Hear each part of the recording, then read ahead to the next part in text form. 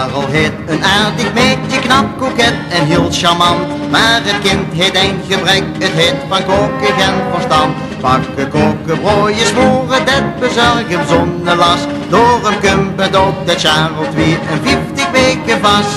Omdat hij zich beklaagt, zingt hij de ganse dag. Hey Dina, die kookste pap de vrucht. En de patat is dan weer terug. Dina, die soep die is te flauw. Ik vroeg me af, wat moet het nou toch weer met zo'n vrouw?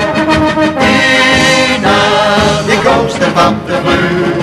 En de patat is dan weer terug. Dina, die soep die is te flauw. Ik vroeg me af, wat moet het nou toch weer met zo'n vrouw?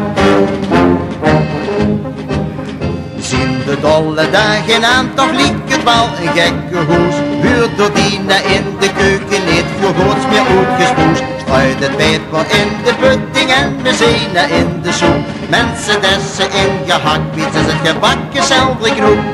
Omdat de zich beklaagt, zingt Charles iedere dag. Hey Dina, die kookste pap de vrucht.